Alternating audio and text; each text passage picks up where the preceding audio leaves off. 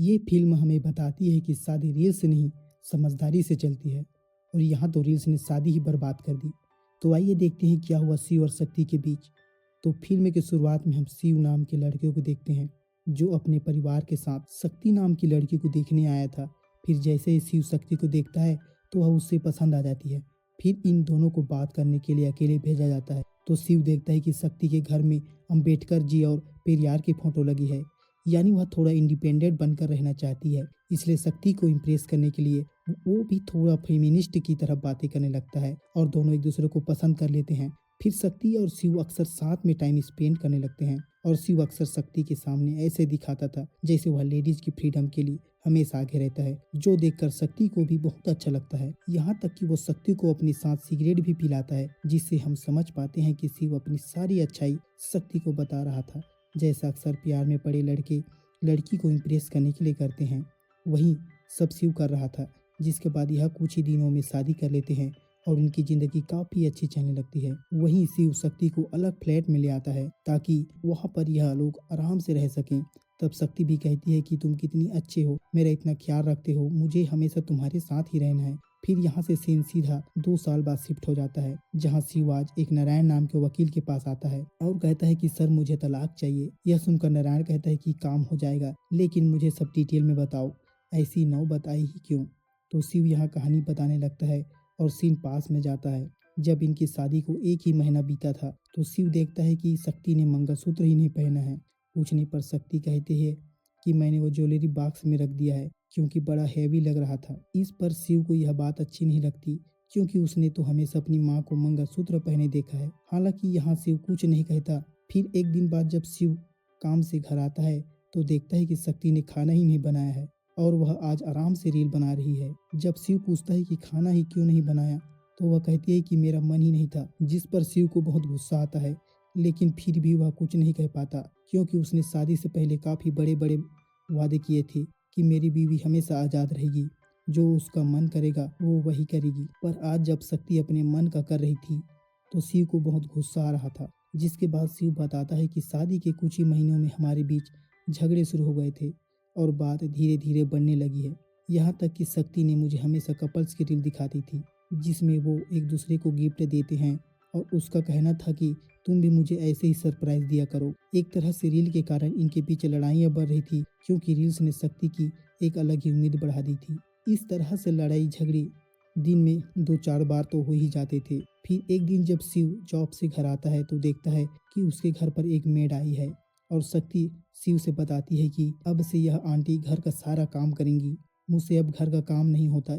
यह देखकर शिव चुपचाप अपने रूम में चला जाता है, क्योंकि अब वह शक्ति को कुछ कहता तो लड़ाई शुरू हो जाती। अब सीन प्रेजेंट में आता है और नारायण पूछता है कि यह सब वजह इतनी तो बड़ी नहीं है कि तुम्हें तलाक लेने की जरूरत पड़े। जिस पर शिव कहता है कि यह सब तो छोटी बातें थीं, बड़ी बातें तो अब शुरू होंगी।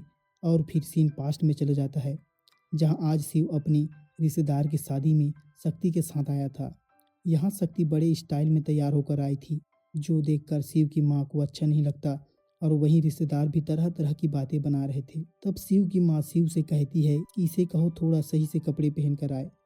तो शिव भी शक्ति से आकर यही कहता है कि तुम अपने कपड़े बदल आओ, रिश्तेदार बातें बना रहे हैं। जिस पर शक्ति कहती है कि तुम्हारे रिश्तेदारों की सोच ही छोटी है, उन्हें कहो मेरी तरफ देखे ही ना। इस तरह से शक्ति और भी ज्यादा बोलने लगती है, जिस पर शिव भी शक्ति को सुनाने लगता है और शक्ति गुस्से में चली जाती है। तब यह देखकर रिश्तेदार कहने लगते हैं कि इसी लड़की ने अपनी बीवी को सर पर चढ़ाया है, तो देखो अब वह सर पर नाच रही है।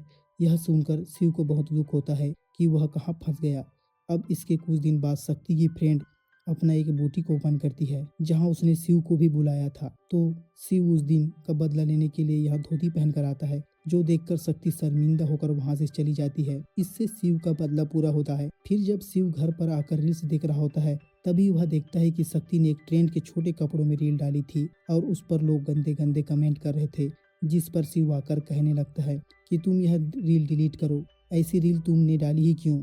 तब शक्ति कहती है कि मेरी लाइफ मेरी मर्जी, मैं चाहे जो करूं। इसी बात पर फिर से इनके बीच लड़ाई हो जाती है और शक्ति रूम में चली जाती है।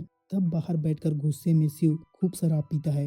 तभी उसके पास शक्ति आती है और उसे डांटने लगती है। असल में शिव ने यह रील शक्ति के पापा को भेज दी थी, जिससे उसे खूब डांट पड़ी। तब शिव शक्ति से कहता है कि कल से तू बिल्कुल बीवी की तरह रहेगी, वरना मैं यह सब तेरे बाप को बता दूंगा। जो सुनकर शक्ति गुस्से में चली जाती है। फिर अगले दिन जब शिव उठता है तो वह सोशल मीडिया पर देखता है कि उसकी कल रात नशे वाली वीडियो काफ़ी ज़्यादा वायरल हो रही है, जिसमें वह कह रहा था कि मैंने शादी करके बहुत बड़ी गलती कर दी। असल में यह वीडियो कल शक्ति ने बनाकर अपलोड कर दी थी। फिर यहाँ शक्ति आकर शिव पर हंसने लगती है और शिव कुछ नहीं कर पाता। फिर सीन प्रेजेंट में आता है और नारायण पूछता है कि तुम दोनों एक दूसरे को हराने में लगे थे, तो आखिर बात बिगड़ी कहाँ। जिस पर शिव आगे बताता है और सीन पास्ट में चला जाता है। यहाँ आज शिव ऑफिस से लेट आता है तो शक्ति गुस्से में बैठी थी। फिर जैसे ही शिव रूम में आता है तो देखता है कि यह तो शक्ति ने सजा रखा है और शक्ति बताती है कि आज हमारी एनिवर्सरी है जो तुम भूल गए हो। इस पर शिव शक्ति को मनाता है और केक लेकर आता है, जिसके बाद आज यह नज़दीक आते हैं और सब कुछ ठीक हो गया था। अब कुछ दिन ऐसे ही काफ़ी अच्छे बीतने लगते हैं, जहाँ शिव को लग रहा था कि सब ठीक हो गया है। फिर एक दिन शक्ति शिव के पास आती है और कहती है कि मेरे पास दो गुड न्यूज़ हैं। पहली यह, मैं अपने एक फ्रेंड के साथ मिलकर ब्यूटी पार्लर खोलने जा रही हूँ। जिस पर शिव कहता है यह कैसा बेकार आइडिया है। अगर तुमने अपने पैरों पर ही खड़ा होना है तो वह ब्यूटी पार्लर जैसा आसान काम करने की जगह आईएएस या आईपीएस की तैयारी कर लो। यह कहकर वो शक्ति को मना करने लगता है। फिर जब शक्ति कहती है कि मैं आज के युग की नारी हूँ, ऐसे नहीं दबने वाली हूँ, मेरे अंदर खुद का दिमाग है, तो शिव हंसने लगता है और कहता है कि बस रील देख देख कर तुम्हारा दिमाग खराब हो गया है। मुझे लगता है कि दूसरी गुड न्यूज़ यही होगी कि तुम अपने बिजनेस के लिए मुझसे ही पैसे मांगोगी। इस तरह से शिव शक्ति को खूब सुनाता है, जो सुनकर शक्ति खूब रोती है और तब शिव को पता चलता है कि शक्ति तो प्रेग्नेंट है। यही खुशखबरी वह शिव को बताने वाली थी, लेकिन जैसे ही शक्ति बेहोश होती है तो शिव उसे हॉस्पिटल ले जाता है। तो वहाँ पता चलता है कि शक्ति का मिसकैरेज हो गया है, जो जानकर शिव को बहुत दुख होता है कि उसने बिना बात के इतना कुछ बोल दिया। फिर थोड़ी देर बाद शिव को पता चलता है कि शक्ति तो होश में आते ही हॉस्पिटल से चली गई है, जो जानकर शिव घबरा जाता है और शक्ति को हर तरफ ढूंढता है। तब शक्ति के फ्रेंड की मदद से शिव को पता चलता है कि शक्ति लक्ष्मी नाम के वकील के घर गई है। तो शिव लक्ष्मी के घर आकर शक्ति को अपने साथ चलने को कहता है, पर लक्ष्मी तो शिव पर भड़क जाती है कि तेरी हिम्मत कैसे हुई मेरे घर में घुसने की। इसलिए वह गार्ड से कहकर शिव को धक्के मारकर निकाल देती है। अब सीन प्रेजेंट में आता है और शिव नारायण से बताता है कि शक्ति ने मेरे ऊपर तलाक का केस फाइल किया है और मुझे 2 बजे थाने जाना है, इसलिए मैं आपके पास आया हूँ।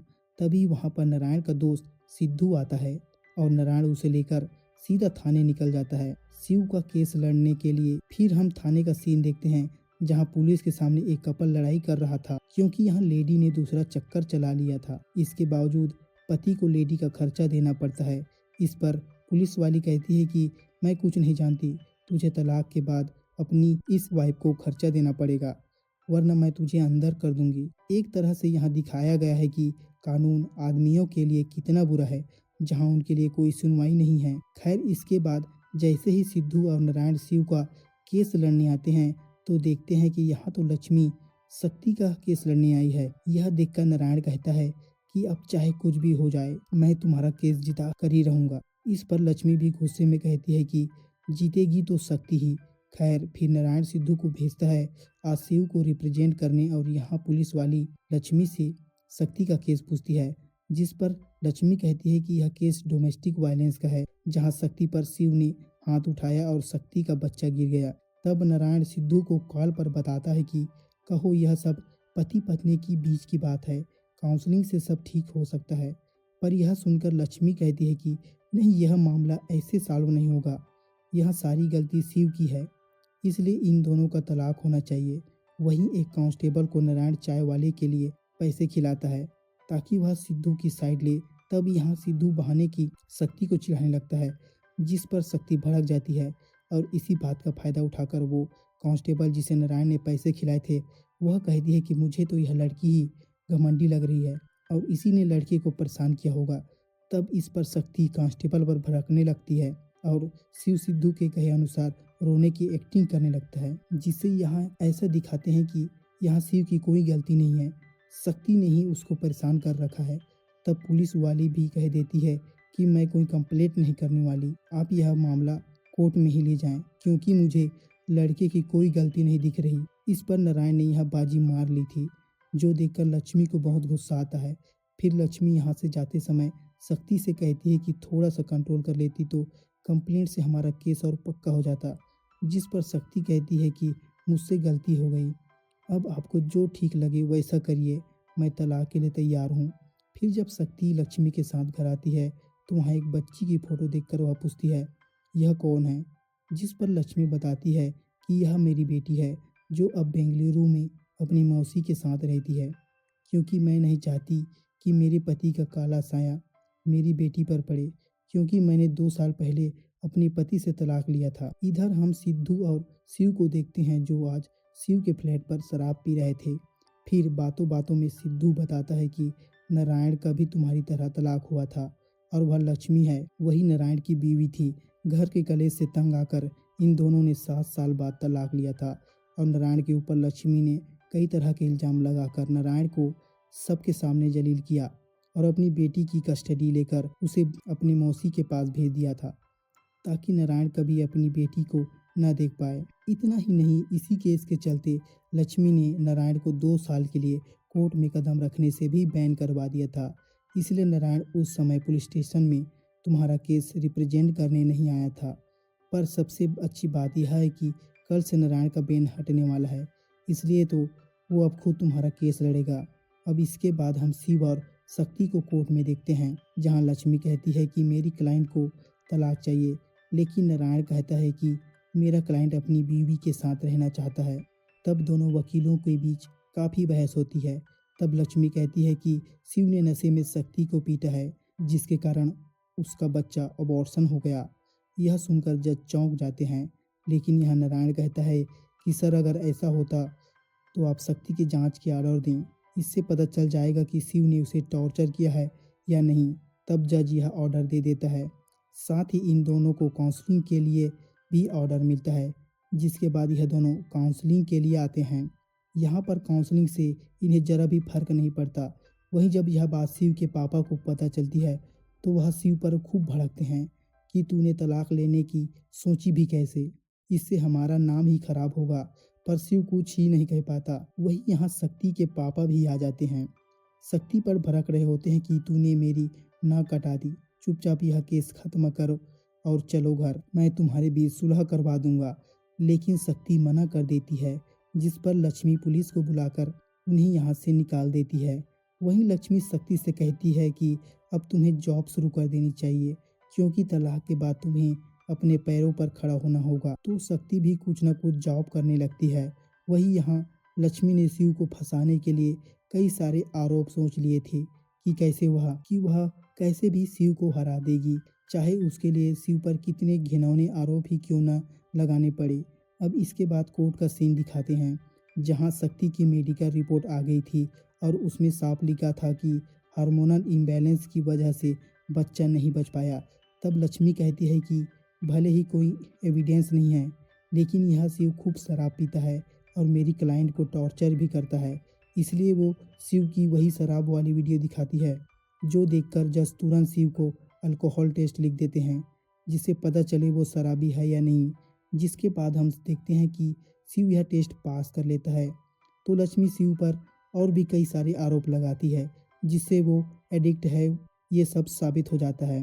न जाने वो इस तरह शिव के ऊपर कितने घिनौने इल्ज़ाम लगाती है और शिव टेस्ट दे देकर परेशान हो जाता है, हालांकि वो सारे टेस्ट में पास हो रहा था।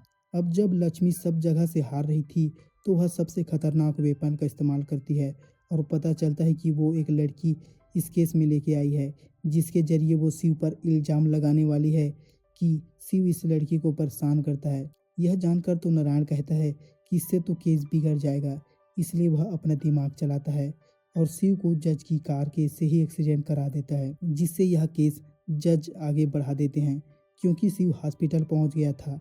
फिर यहाँ शिव के पास नारायण आकर कहता है कि अब मुझे लगता है कि हम हार जाएंगे, इसलिए तुम्हारे नाम जितनी भी प्रॉपर्टी वगैरह है उसे किसी और के नाम करवानी होगी। साथ ही तुम्हारी सैलरी के अकॉर्डिंग खर्चे ज़्यादा दिखाने होंगे, वरना वह लक्ष्मी सब कुछ शक्ति के नाम करा देगी। जिसके बाद अगली तारीख आने से पहले नारायण शिव के नाम पर जो फ्लैट था उसे उसके भाई के नाम पर करा देता है। वहीं शिव के ऊपर वो काफ़ी ज़्यादा कर्जा है। ऐसे कई डॉक्यूमेंट बनवाता है ताकि शिव को एलिमनी यानी तलाक के बाद पत्नी को दिया जाने वाला पैसों में ज़्यादा पैसे देने न पड़े। हालांकि इन सब से शिव को बहुत बुरा लग रहा था कि वो शक्ति से प्यार करता है, लेकिन आज वो किस जगह पर आ गया। इधर हम देखते हैं कि लक्ष्मी आज एक फेमिनिस्ट लीडर के घर आती है और शक्ति से कहती है कि अगर यह हमारा साथ देंगी तो हमारा केस और मजबूत हो जाएगा। तभी वहाँ वो लेडी आती है जो सबसे पहले अपने पति को कॉफ़ी देती है और कहती है कि कुछ चाहिए तो मुझे बताना। तब यह देखकर लक्ष्मी पूछती है कि मैम, आप अपने पति का यह सब काम क्यों कर रहे हो?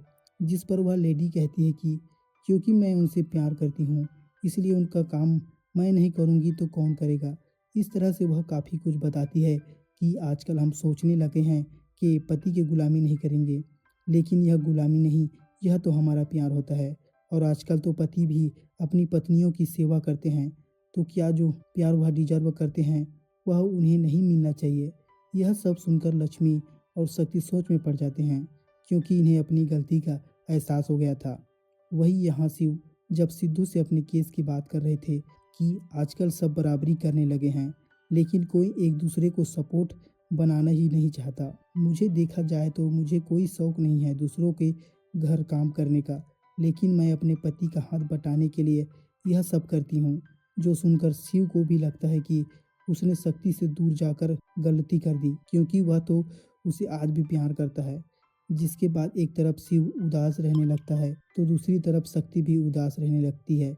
फिर केस से एक दिन पहले शिव नारायण के पास आकर कहता है कि मैं शक्ति को एलिमनी देने को तैयार हूँ, आप हमारा तलाक करा दीजिए, मैं बस शक्ति को खुश देखना चाहता हूँ। फिर अगले दिन जब यह सब कोर्ट आते हैं तो पता चलता है कि यहाँ नए जज का ट्रांसफ़र हुआ है और यह एक ट्रांसजेंडर थी, जो आते ही कहती है कि यह मेरा पहला केस है, इसलिए यहाँ आप सब जी जान लगाकर यह केस लड़ना, मैं दोनों को केस सुनूंगी। तब यहाँ नारायण कहता है कि मैडम, मेरा क्लाइंट चुपचाप तलाक देने को तैयार है। जो सुनकर शक्ति के होश उड़ जाते हैं, क्योंकि उसको यह तलाक नहीं लेना था, पर वो यह बात बोल नहीं पाती क्योंकि ईगो बीच में आ रहा था। तब जज कहती है कि आखिर तलाक का कारण क्या है, जो इतनी तारीख बीत गई पर यह मामला सॉल्व नहीं हुआ। तो यह नारायण सारी बात जज को बताता है और काफ़ी लंबा भाषण देता है कि आजकल कंपेयर करने के चक्कर में कैसे रिश्ते खराब हो रहे हैं। यह सुनकर लक्ष्मी भी बात को समझ जाती है। तभी यहाँ शिव कहता है कि अगर शक्ति चाहती कि उसे तलाक चाहिए तो मैं तलाक दे दूंगा। तभी शक्ति कहती है नहीं, मैं तलाक नहीं चाहती, जो देखकर शिव खुश हो जाता है। इस पर जज उन्हें 3 महीने का टाइम देते हैं कि तुम साथ रहकर देखो, अगर फिर भी बात नहीं बनती तो तलाक ले लेना। इससे यह दोनों खुश हो जाते हैं। वही यहाँ लक्ष्मी ने अपनी बेटी की बात आज नारायण से करवा दी थी, तो 2 साल बाद अपनी बेटी को देखकर नारायण रोने लगता है। इधर शक्ति और शिव भी आकर एक दूसरे के गले लग जाते हैं और इस तरह से सब ठीक हो गया था। यहीं पर यह फिल्म खत्म होती है। दोस्तों, आपको यह मूवी कैसी लगी कमेंट में ज़रूर बताएं। मिलते हैं नए वीडियो में।